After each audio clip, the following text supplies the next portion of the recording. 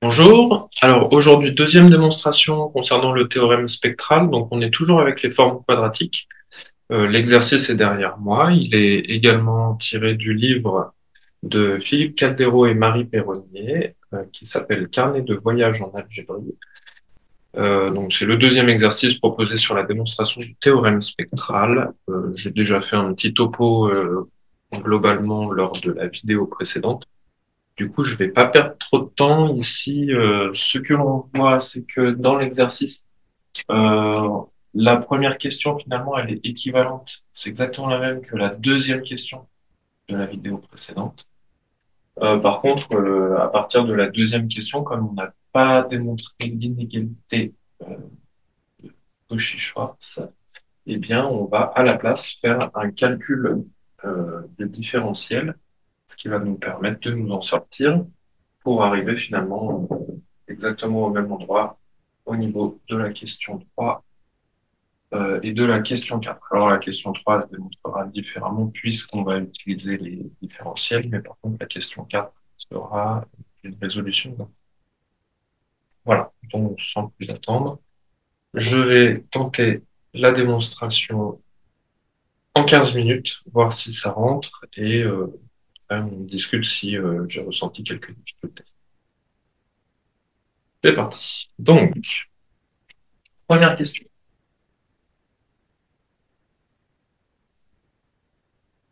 Alors, la première question, on est sur la sphère unité pour la norme euclidienne. Du coup, ici, ce qu'on peut dire, c'est que S, c'est un fermé borné d'un R espace vectoriel, donc c'est un compact.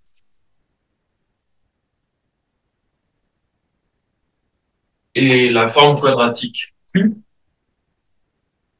c'est un polynôme homogène de degré 2, donc Q est continu.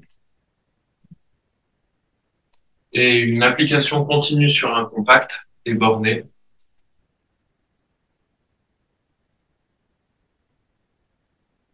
et atteint ses bornes.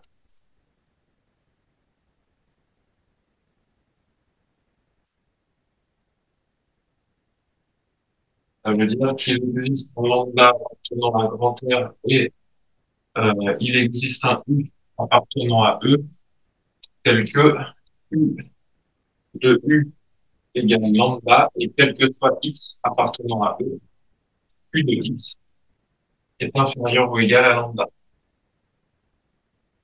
Voilà, donc là on a un maximum, on peut faire la même chose pour le minimum, mais ici ça ne nous intéresse pas. Deuxième question, soit Q lambda, montrer que Q lambda c'est une forme quadratique positive. Alors pourquoi c'est une forme quadratique? Donc, Q lambda est une forme quadratique comme combinaison linéaire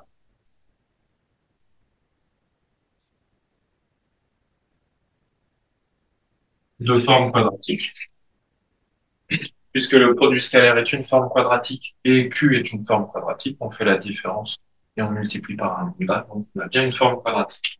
Pourquoi positive?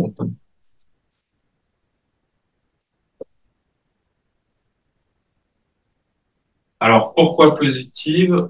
Quel que soit X appartenant à E, on peut dire que il existe un X1 appartenant à S, tel que X s'écrive comme la norme, c'est la norme, oui, c'est la norme de X fois X1.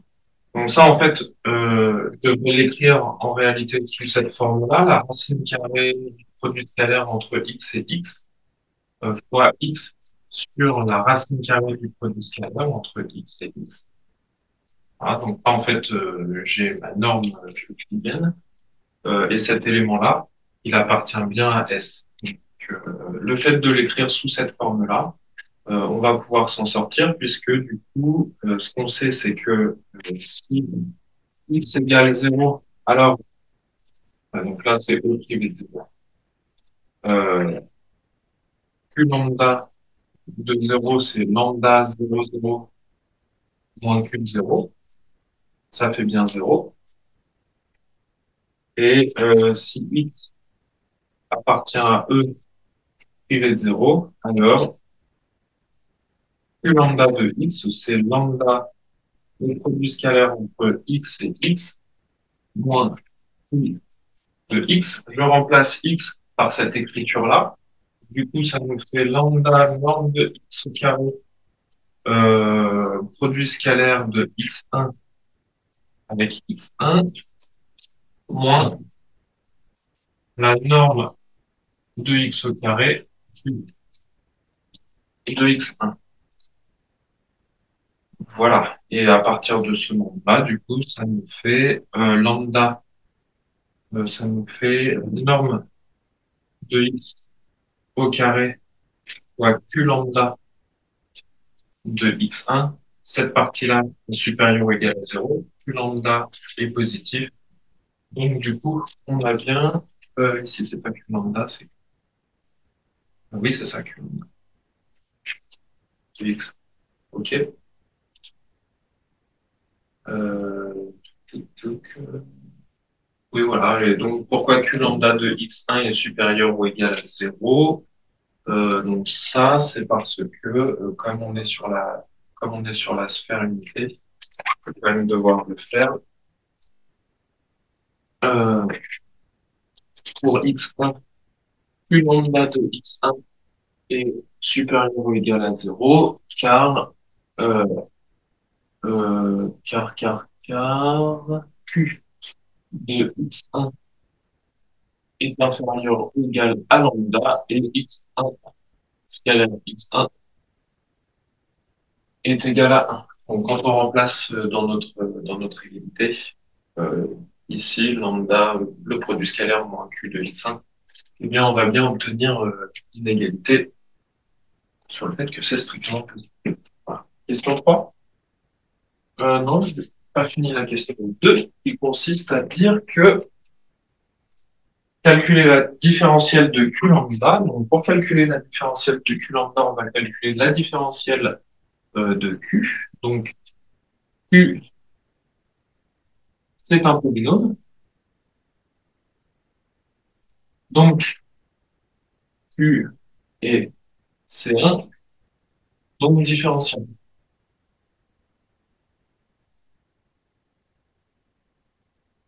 Hop. Et on a que Q de en A, on a que Q de A plus A, c'est égal à Q de A plus 2 pi de HA plus Q de H, avec, là je vais ouvrir pour essayer de faire sécher mon tableau, avec phi de HA qui est linéaire en H et Q de H sur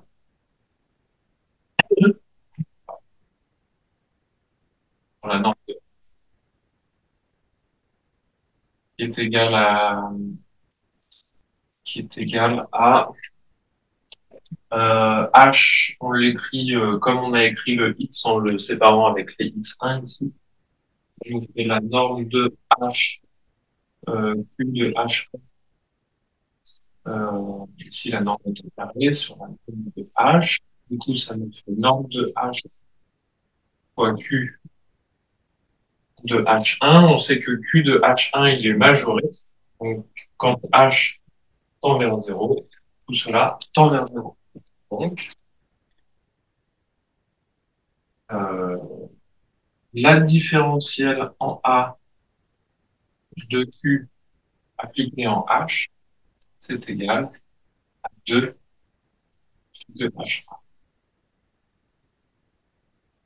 Voilà. De même, la différentielle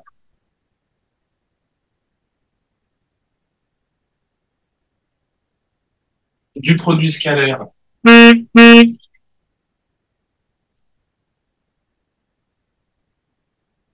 c'est euh, 2 fois le produit scalaire entre H et A, et donc, par différence,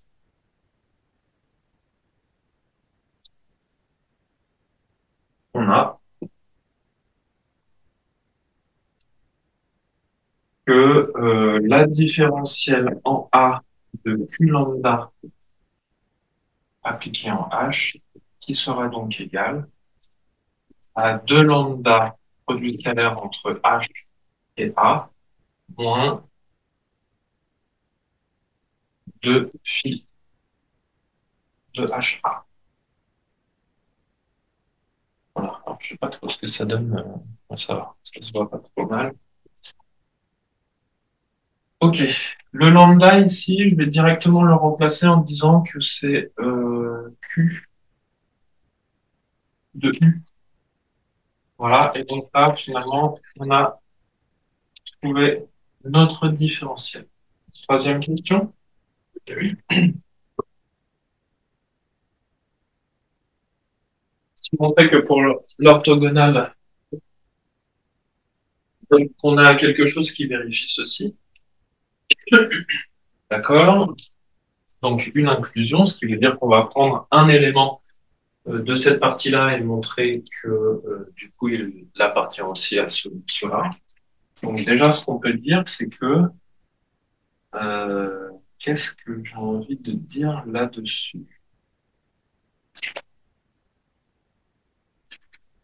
Qu'est-ce que j'ai envie de dire là-dessus? Oui. Euh, Q lambda est positif et Q lambda de U est égal à 0. Donc, U est un minimum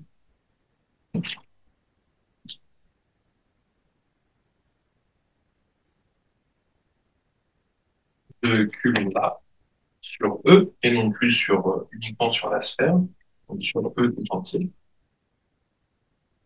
Donc, sa différentielle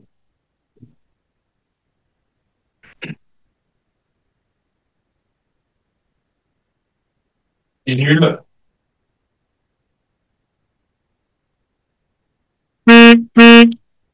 en U. Ça signifie quoi? Ça signifie qu'on a la chose suivante. Euh, Ici, 2 UU produit scalaire entre H et U moins 2 phi de HU est égal à 0. Autrement dit, on a l'égalité ici entre les deux éléments et on peut diviser par 2 pour dire qu'on a ça. Et donc maintenant, assez clairement, hein, si H appartient à l'orthogonale de U, de la droite vectorielle portée par le vecteur U, alors ça signifie que HU est égal à 0.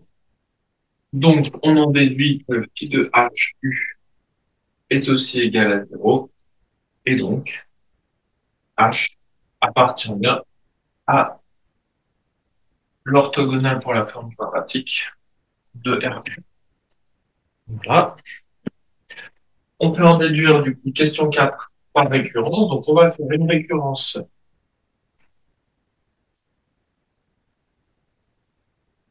sur la dimension de E est égale à n, en disant au niveau de l'initialisation, si n égale 1, le résultat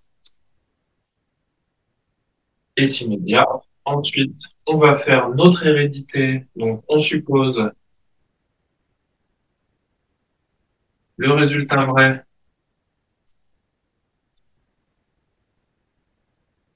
pour n-1, avec n qui est supérieur ou égal à 2, et montrons que le résultat est vrai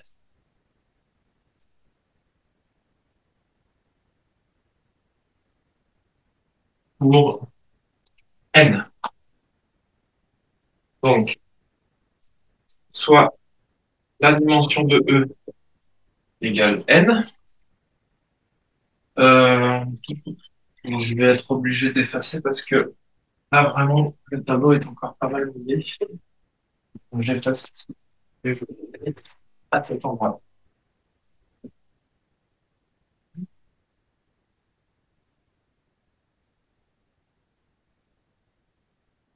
Alors, soit dim de E égale n. Alors, d'après la question 3, on prend une base de E qui vérifie la chose suivante. Le dernier élément, le n, ça va être le vecteur U que l'on a introduit dans les questions précédentes. Avec ce vecteur U, alors, soit H qui est égal à l'orthogonale, ici, euh, donc la dimension de H, c'est bien n-1. H admet une base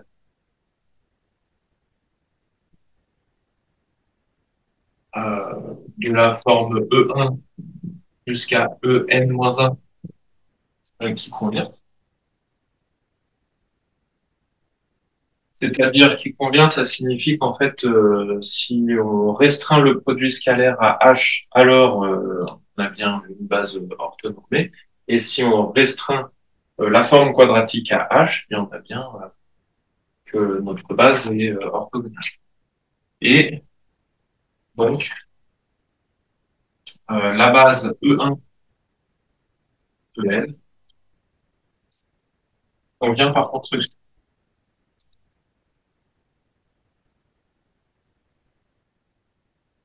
Voilà, j'ai terminé. Et du coup,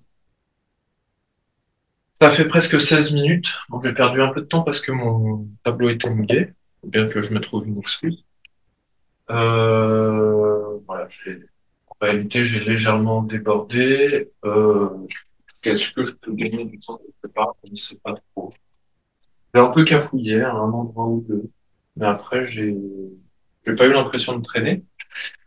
Bon, voilà, ça fait pas très loin des 15 minutes. L'avantage par rapport à l'autre développement, c'est que celui-ci, par exemple, on pourrait le proposer bah, déjà pour ceux qui préfèrent utiliser les différentiels plutôt que l'inégalité de Cauchy-Schwarz. On reste quand même dans les formes quadratiques, mais si on tombe sur une leçon sur les différentiels, et bah, du coup, on pourrait caser ça dans la leçon.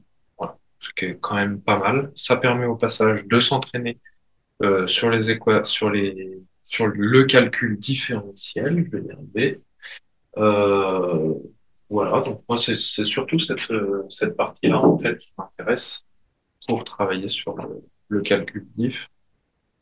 La récurrence, bah, je la fais très rapidement. En fait, il faut du coup, puisqu'on le fait rapidement, il faut savoir justifier auprès du jury. Hein, s'il nous pose des questions, vous dites que pour n égale 1, c'est immédiat. Pourquoi?